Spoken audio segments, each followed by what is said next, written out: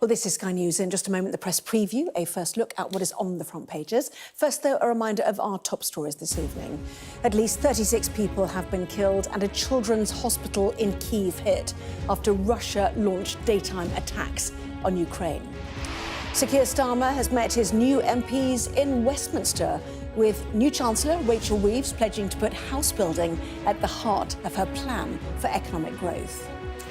And Joe Biden has written to Democrats in Congress, insisting he was committed to staying in the presidential race, but saying he was not blind to concerns.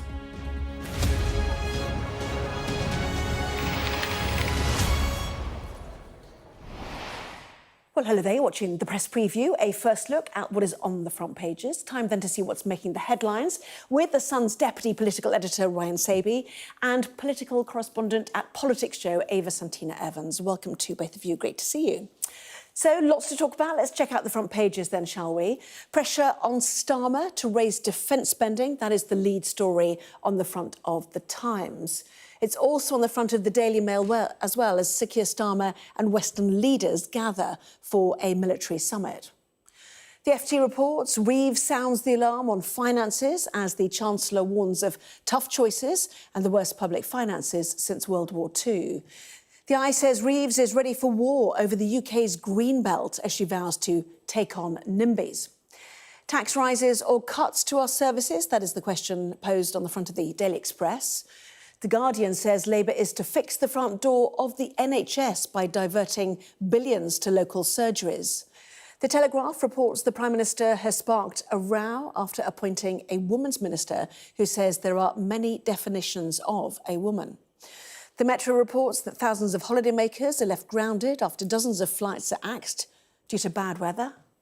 And the Daily Star reports a Mr Whippy ice cream van had a bit of bad luck, quite a lot of bad luck actually, after being swept out to sea. Well, a reminder, by scanning that QR code that you can see on screen during the programme, you can check out the front pages of tomorrow's newspapers while you listen to our guests. So let's head straight to them then. Ryan and Ava, welcome to both of you again. So it's the battle of the Greenbelt, is it, Ava? A number of front pages leading on that. Yes, so this was her inaugural speech, I suppose, at the Treasury today. Rachel Reeves, the now Chancellor, she has declared...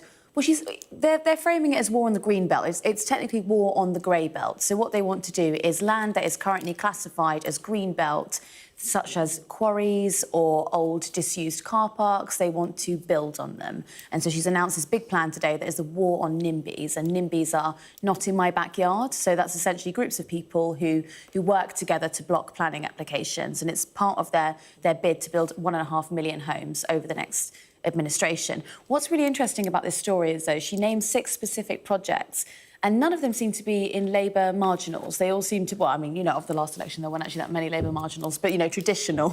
They seem to be in Tory safe seats and in Liberal Democrat seats, and the only one that's in a Labour seat is in Liverpool, which is a guaranteed Labour seat. So she's picked very carefully here about not upsetting certain constituents, which is very interesting. And I suppose the difficulty is, if you live in the southeast of England, the need for their homes where people work, does that mean they're all going to be built in the same places? I suppose that's one of the questions, isn't it? Yeah, no, exactly. And I think if they're going to be building these areas, we've got to work out whether you actually have enough services in those areas. There are provisions already in. It's known as the very sort of technical Section 106, and you have to make sure that there's enough schools, enough GP services, and just the infrastructure needs to be around it. So, but has that been happening? Because the local communities certainly say it has not. It is certainly meant to have been happening. I think when everyone puts in, when you get big housing developments put in for planning applications, it's meant to sort of naturally come. But I think some of this just gets fallen by the wayside, possibly. But one thing that what they're trying to do with this idea for growth, whether it's for homes or whether it's for big infrastructure projects, is to get that growth. And they see this as unlocking all that big potential. And the rhetoric was good from Rachel Reeves today. It was Britain is the place to do business and trying to attract that investment. Yes, and many people suggesting it was Liz Truss-esque in the demand and the need for growth, which was fascinating for many people to hear, because they know that the tax is difficult to increase. People want spending. They don't necessarily want to get into more debt because debt is high. So where do you get that extra money from? Therefore, the idea is from growth. But it's difficult. It's a slow motion ambition, isn't it? That's the problem. Well, their argument is a reallocation of current taxation rather than, well, the tax cuts that Liz Truss implemented, or taxing people more, which is a school of thought from perhaps more of the left side of the Labour Party. But a story that we're going to get onto as well from West Streeting is going to show us how they're going to reallocate those sort of funds. OK, let's move. That's the eye then. Reeves ready for a war of the UK's green belt.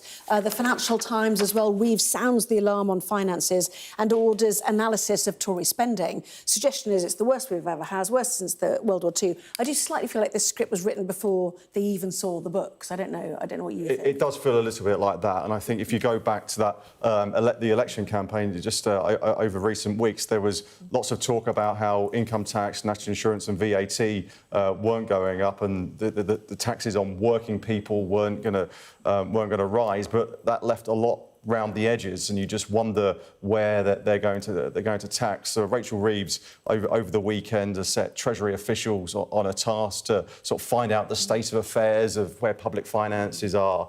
And as one sort of former minister says here, it's just a pretext. It is a pretext to actually, when it gets to the budget and the OBR, the Office of Budget Responsibility, come back with their forecast. The books, I guess, probably won't look as good as they are. They need to raise money. It's either that or it's public services are going to be cut, and that'll be schools.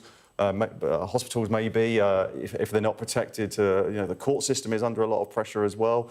So actually, there's a choice to be made. Do you cut in those areas, or do you put up taxes, or do you go for borrowing? And if there can be some money raised on those people who may have savings or pensions, they may well go for that. Well, we'll see. And they have 100 days' notice, don't they, for the OBR? That's right. Before the first budget, the Office for Budget Responsibility. So we know it's not for 100 days unless they've already served notice. We'll wait and find out that date. But also, Mark Carney, the former governor of the Bank of England, has been advising, has he not? And we're expecting to hear from him. And Rachel Reeves was talking, I think, in a Sunday Times article a week or so ago about this wall of money, this investment that's ready, for partnerships. It does sound slightly like, the private finance initiatives we heard under Gordon Brown, which really, the UK became quite indebted, didn't it, to the private enterprises who'd helped build hospitals, for example. Yeah, no, exactly. No, those private finance initiatives, it seems that these hospitals and schools are still paying a lot of these debts back. But she seems to think that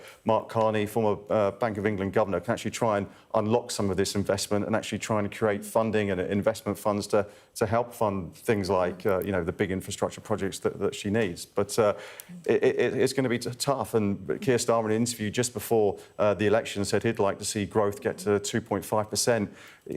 Growth is pretty low at the moment. To go from where they are, where it is now, to 2.5% seems it's going to be really, really difficult. Yeah, Ava, reflect on that picture for us if you can. What's the majority? 172, 411 Labour MPs, so many new MPs wandering around being shown, security briefings. The fantastic family picture here of they needed a bigger hall, put it that way, didn't they, as they said. But this sort of underlines the idea of this landslide victory, doesn't it, for Keir Starmer? It's absolutely enormous. I mean, this is the supermajority, I think, that Rishi Sunak was warning us all of. We're seeing it play out here. Yeah, so they all were in Parliament today and yesterday. They were shown around to their new offices, and then tomorrow it will be the state opening of Parliament. So we'll find out if they can actually all fit into the chamber, because I think that's what we're all wondering, where on earth is everyone going to sit? But, on this Financial Times story, I think what's fascinating about this, and what's fascinating from what we'll see tomorrow, is it really feels like they're trying to draw a line in the sand. It feels like Rachel Reeves has commissioned this report from the Treasury. She wants to put her flag in the sand and just really mark the homework of the Conservative government and, open a new chapter and say, this is exactly how much they damage the economy, and this is what we can do with the room that they've left over. It feels like they're really trying to make a consequential difference between the two. You kind of wonder if they're gambling on getting to this growth figure. Keir Starmer again was asked about this in the election campaign and said when he was questioned about it, said, "Oh, don't be so defeatist." But actually, it's maybe a touch of realism. He has got a bit of time on his side to get there, and that's why I think they're actually going ahead with these planning proposals so quickly, because it does take so long to get through the system. So it does make you wonder, when is the first person going to have their keys to walk through their front door of their own home? When is the first big energy project? It could be 2 or 3 years from now. And in terms of individuals trying to develop their own properties, it's the lack of planners that have delayed projects, isn't it? So the local councils, starved of cash, one might argue. Yeah. You know, that needs to be addressed as well. Daily Express, so what is it to be? Tax rises or cuts to our services? Reeves warns of the worst public finances since World War II. And then, Ava, the story you alluded to in The Guardian, Labour to fix the front door of the NHS by diverting billions to local surgeries. This is Wes Streeting's plan to sort of reorganise part of the NHS, isn't it? Yes, and it's something that Wes Streeting has actually been drip-feeding for quite some time now. He's been talking about this reorganisation or reallocation of current funding to the NHS. So basically, he's identified the problem that less than 10% of the current NHS budget, which I think is something like £165 billion, is spent on primary health care. So that's GP surgeries, that's your first point of contact.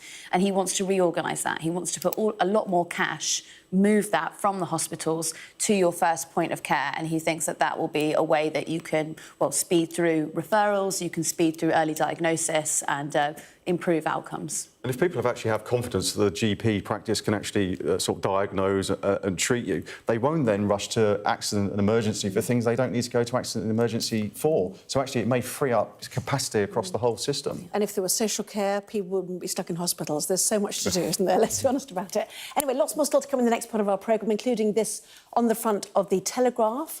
Its headline about J.K. Rowling attacking the Prime Minister over the new Women's Minister. Back in a moment.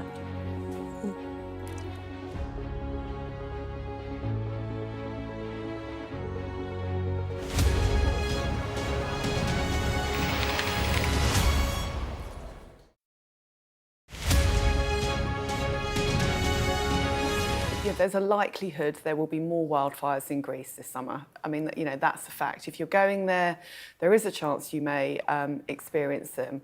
I suppose the reassurance is that following last summer, and of course, you know, really dreadful fires and huge consequences on holiday makers, the Greek authorities have ramped up their wildfire reaction. So they've doubled the firefighting force. They've got water-dropping planes, drones. I think tour operators are probably better prepared now. They've got better systems in place. You know, and it's just down to us as holidaymakers really to support that, to have the apps, to be, you know, to listen to advice and just to be a little bit more aware. And there was a very dry, very mild winter, and then, as you say, drought in June, really strong winds. It's effectively a tinderbox out there. So although I spoke to somebody in Crete yesterday and they said it's actually quite humid at the moment. So, you know, obviously the weather is a changing situation. It is a good idea to travel with a tour operator or book with a travel agent. You have that added support when you're out there. You know, if it does escalate and there is a wildfire and you do need to be repatriated, or you know, worst case scenario, you've got all that protection there. If you are travelling independently, great. Just make sure you've read your travel insurance policy, you're covered for extreme weather, and you know, just keep your fingers crossed. I'm Greg Milam, and I'm Sky's chief North of England correspondent.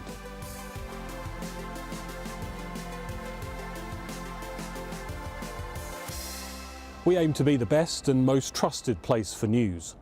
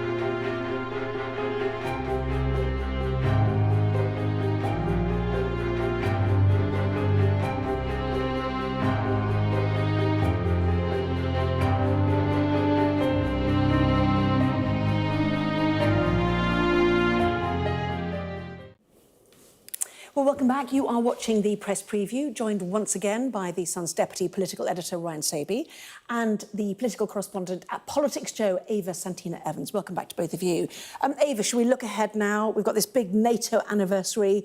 We know Sir Keir Starmer's going. We now know tonight as well he's going to have a bilateral with Joe Biden, which you might be going into. You can talk about that in a moment. But Ava, first of all, we've had this Ukraine attack, Russia attacking Ukraine, including a children's hospital. It certainly focuses the minds, does it not, of the leaders meeting for a NATO anniversary? A number, I mean, I think it was nearly 30 people were killed in that attack today in Kyiv. And yes, so there have been several, General Sir Patrick Sanders, a former head of the army, has been speaking tonight. He's on the front page of the Times, warning Keir Starmer that he must increase defence spending because Keir Starmer has previously committed to increasing it to 2.5% of GDP, but actually experts are warning it needs to be 3%. Keir Starmer also hasn't committed to a date that he will actually firm it up at 2.5%. This is, easy fodder for the Conservatives. We've seen tonight that David Cameron has resigned as Foreign Secretary and Andrew Mitchell will now become the shadow Foreign Secretary. This is quite fertile ground for them, I think, when they head back into the Commons this week to really actually get a bit of an attack on Labour because it looks a little bit too smooth, I think, for the Labour Party at the moment. This is a little edge they can get in on. And cruise missiles, clearly, hitting this children's hospital, the biggest one in Ukraine. Russia saying the targets were military and infrastructure.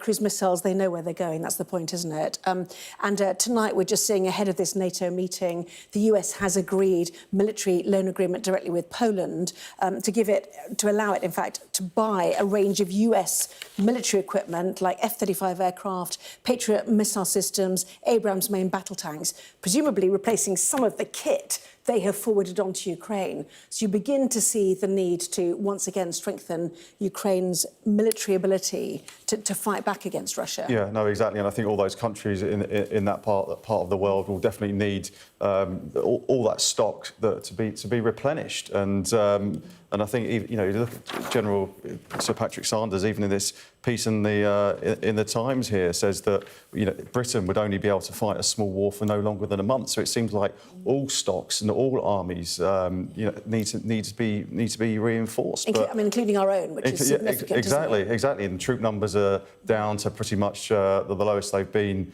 on record. So there's real pressure. And not only have you got that, you've got this brand new axis of Russia, China, Iran. So the pressure is on, and it really will be at this NATO summit. And there's pressure from Sir Keir Starmer to try and make Ukraine get on some kind of irreversible path to NATO membership. So it could be quite a heated sort of discussions over in NATO to try and give Ukraine as much support as these countries possibly can do. Yeah, and the Daily Mail picking some of the children from this Okhmadit hospital, including young cancer patients who obviously had to be evacuated from the building after the attack. The atrocity that shows why Britain and NATO must spend more on defence. Meantime, two stories on the Daily Telegraph, just very quickly. Joe Biden, critically, go ahead and challenge me, says Biden, as he defies calls to step down. Phoning an MSNBC show this morning, quite extraordinarily, I guess, and putting it out there. It's also very much in the style of former President Donald Trump, who used to regularly ring into another news station, Fox News, when they were talking about him, and he rang in and he dared another candidate to challenge him at the Democrat convention, challenge him for the leadership, and said that there's absolutely no way that he's standing down. So presumably that meeting that he had with his wife, Jill Biden, last week did not convince him that it was time to give it up. And actually, when you think Joe Biden phoning into a radio station or a TV show and you can't actually see him on camera, you do wonder whether he's just reading off a script and just feeding the lines into the show. You look at you look at his performance in that TV debate the other week, and it was diabolical. You can see why there was so little confidence in him going forward to the Democratic convention and later on the election itself. Operates better in the morning, as they suggested. Saw the Times there as well, didn't we? There's the Daily Telegraph. Front page 2, just very quickly. J.K. Rowling attacking the appointment of the new Women's Minister, Ava. So this is Annalisa Dodds, who's been given actually a double brief, but one of her briefs is in the Women's Inequality Department. That will be her brief, and she will oversee the potential upheaval of the Equality Act, which is up for renewal because it's been, well, in the public consciousness now, I think, or the narrative, for quite some time. But she's been criticised because 2 years ago she said that there was various, a woman could be a variable number of things, and J.K. Rowling does not believe that is true. Ava, Ryan, thank you both very much indeed. Obviously, have more from both of you in the 11. All the top stories coming up for you in just a few minutes' time, the latest on those attacks across Ukraine.